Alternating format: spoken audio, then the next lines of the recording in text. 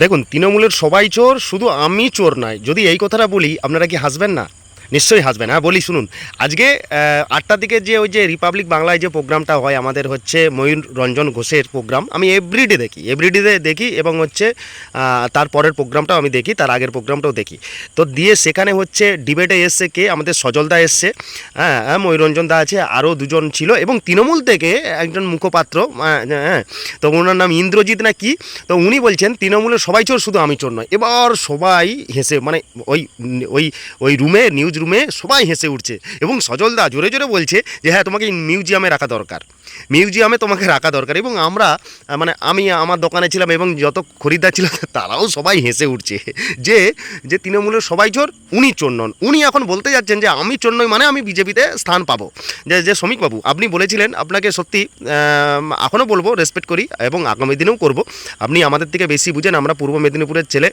তো আপনি বললেন যে দুর্গস্ত, মানে এরকম এই দুর্নীতিগ্রস্ত পার্টির কাকু নেবেন না। এবার আপনি আবার আজকে বললেন যে যে ওই যারা তৃণমূলের ভালো, মানে আপনি কি করে ভালো মন্দর বিচারটা করবেন? মানে কি দেখে, যাদের পুলিশ কেস নেই, যে হচ্ছে যার পাকার বাড়ি নেই, যার হচ্ছে গাড়ি নেই, যার হচ্ছে কিছু নেই, তাকে এইরকমভাবে আপনি বিচার করবেন? একবার উপর থেকে নিচে পর্যন্ত, একবারও সে মাননীয়া থেকে পঞ্চায়েত এবং পাড়ার লোকাল নেতা পর্যন্ত, মোটামুটি পাড়ার লোকাল নেতা বললেন, সে হয়তো বড় ধরনের কিছু করতে পারেনি, সে কিন্তু হচ্ছে 4 কিলো 5 কিলো চালের রেশন পাচ্ছে এবং তার হচ্ছে ওই রেশন কার্ড আছে এবং তার সব কিছুই আছে এবং তার যত সরকার থেকে, মানে অঞ্চল থেকে যত সুযোগ সুবিধা আসতো ওনারাই পেতেন, হ্যাঁ আমি বলতে পারবো। আপনি বলছেন যে আজকে আবার ডিবেটে দেখলাম যে বলছে তাহলে এবার তো সবাই তো বলবে তৃণমূলের সবাই চোর, আমি চোর না। তৃণমূলের সবাই চোর, এবার মাননীয়াও বলবে যে আমার তৃণমূলের সবাই চোর, আমি চোর না। অভিষেক বন্দ্যোপাধ্যায় সেও তো বলবে যে তৃণমূলের সবাই চোর, আমি চোর না। কী করে আপনি বিশ্লেষণ করবেন কি দেখে যে এই নেতাটা ভালো, এর গাড়ি নেই, এই নেতাটা ভালো, এর গাড়ি, মানে একদম মাননীয়া থেকে নিচে পর্যন্ত পুরো মানে একদম মানে দুর্নীতি করেছে। তো আপনি কী করে বিচার করবেন সেটা আপনি আমাদের রাজ্যের বড় দায়িত্বে আছেন, তো আপনি এটা বিশ্লেষণ করবেন। তো আপনার কথা অনুযায়ী এখনও পর্যন্ত যারা যারা ওই বিজেপি কর্মী, যারা বিজেপি করতো, যাদের পুলিশ কেস দিয়েছে, হ্যাঁ আমাকে পুলিশ কেস দিয়েছে, এখনও পুলিশ কেস উঠেনি, আপনারা সেই দিকে হয়তো হস্তক্ষেপ করেননি।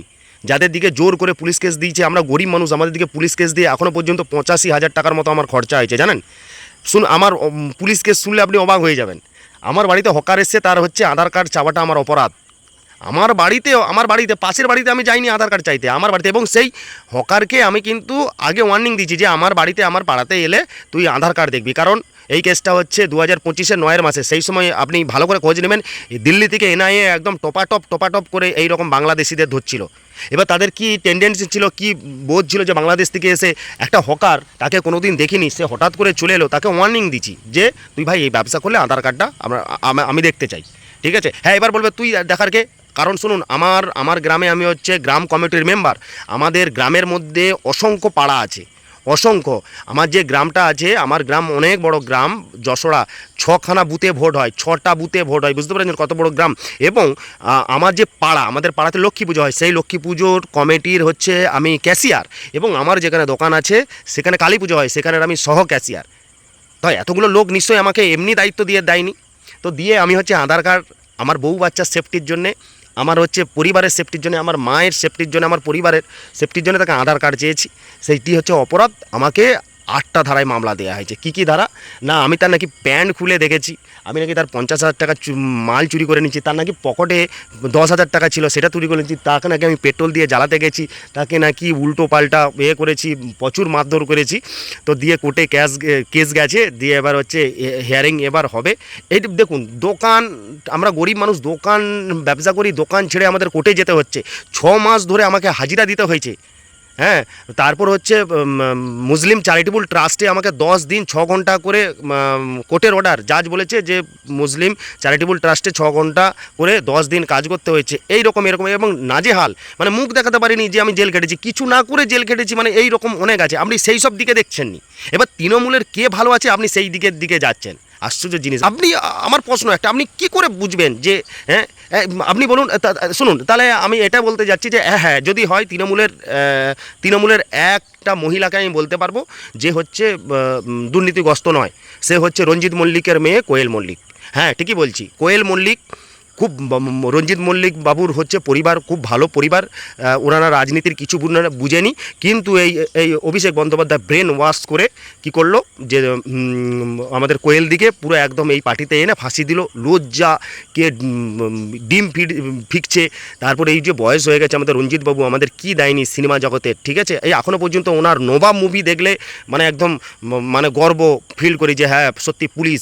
এবং আর যদি মন মেজাজ খারাপ থাকে, যদি রঞ্জিত বাবুর হচ্ছে যদি মৌচাক মুভি দেখি মনটা খুশ হয়ে যায়। কিন্তু রঞ্জিত বাবু ব্রেন ওয়াশ করে দিল, বললো হ্যাঁ হ্যাঁ কী ব্রেন ওয়াশ করলো জানি না অভিষেক বন্দ্যোপাধ্যায়, এ ছেলে ভালো ছেলে, এ ছেলে ভালো ছেলে, এ ছেলে ভালো ছেলে। আমি আমি আমি বলছি যে হ্যাঁ কোয়েল মল্লিক দিদি দুর্নীতিগ্রস্ত নয়। এবং দেখুন খোঁজ নিয়ে দেখবেন ওই কোয়েল মল্লিক ওই পদটা পাওয়ার জন্য হয়তো 70-80 1 লাখ বা 1 কোটি টাকা দিয়েছে, উল্টে ওনার টাকা খরচা হয়েছে। আপনি এই বিষয়টা দেখবেন, ঠিক আছে। আর কি করে কি আপনি বিশ্লেষণ করবেন আমি জানি না। তো তৃণমূলের সবাই চোর, শুধু ওই ওই ওই ওই আজকে রিপাবলিকের ডিবেটে ইন্দ্রনী নাকি আর যে ময়ূর রঞ্জন দাও হেসে ফেলেছে। তারপর আমাদের সজল দাস যে বলছে আচ্ছা তোমাকে মিউজিয়ামে রাখবো। যাক ওই বিষয়টা নিয়ে আমি একটা ভিডিও বানালাম। এবার খালি গায়ে বলতে আমরা মেদিনীপুরের ছেলে সব পারি, হেভি গরম। আমাদের কোনো ওই ইউটিউব চ্যানেল মানে স্টুডিও পিডিও নেই, আমরা যেখানেই পারবো সেখানে গাছতলায় স্নান করতে যেখানেই পারবো সেখানেই ভিডিও বানাও। সমীরবাবু আপনি এটা আলোচ্য বিষয়। আপনি আর একটা কথা বলি, দেখুন মুখ্যমন্ত্রীর মধ্যে পার্থক্য আছে, থাকবে।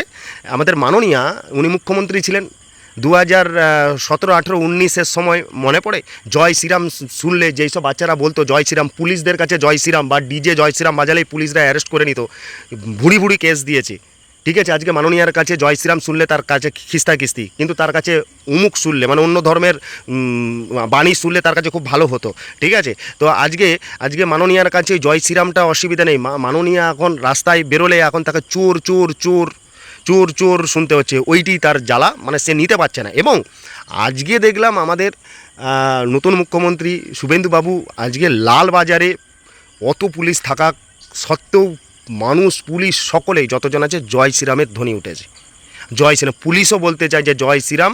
এই আমার কিন্তু সেই অটল বিহারী বাজপেয়ীর কথা মনে পড়ছে, যে বিজেপির সাথে লাগছো লাগো, কোনো অসুবিধা নেই, কিন্তু রামলালার সাথে লাগতে চাও না। যাই হোক শ্রমিকবাবু আপনি কিন্তু বিবেচনা করবেন। আর যেটা বললো মুখ্যমন্ত্রীর মধ্যে পার্থক্য আছেই। আমাদের মুখ্যমন্ত্রীর কাছে জয় শ্রীরাম বললেই পিঠ চাপড়াবে জয় শ্রীরাম, ঠিক আছে। আপনি কিন্তু এটা আলোচনা করবেন যে কোয়েল মল্লিক একটা প্রেস করে আমি আমি আমি বলছি, এবং আমার মতো লাখো গ্রামের ছেলে মেয়েরা বলবে সবাই যে কোয়েল মল্লিকে সত্যিই ফাঁসানো হয়েছে, ওনার গাঁট থেকেই হয়তো টাকা গেছে, উনি কিন্তু টাকা মারেনি, আর তা নাহলে সবাই। এবং হয়তো দেখা গেল ওই দুর্নীতির সাথে যুক্ত ছিল, হয়তো নেয়নি। তো আপনি ভালো করে বিবেচ্য করবেন, আপনাকে মানি, ঠিক আছে। আপনার সিগন্যালের উপর অনেক কিছু নির্ভর করছে। এই যে যেই সব 4 তারিখের পর দেখে নেব বলছিল যারা খুব নেতা হচ্ছিস, আপনার জন্যই আমরা সব চুপ করে আছি। তারা বুক ফুলিয়ে বলে দেখছো বিজেপি জিতে গেল, আমাদের কিচ্ছু করতে পারলো না, মানে আমরা নত হয়ে আছি। আমরা আমাদের পার্টিকে বিজেপি পার্টিকে জিতিয়ে আমরা নত হয়ে আছি, উল্টে আমরা গরম খাচ্ছি। তো এই বিষয়টা নিয়ে আপনি আলোচনা করবেন।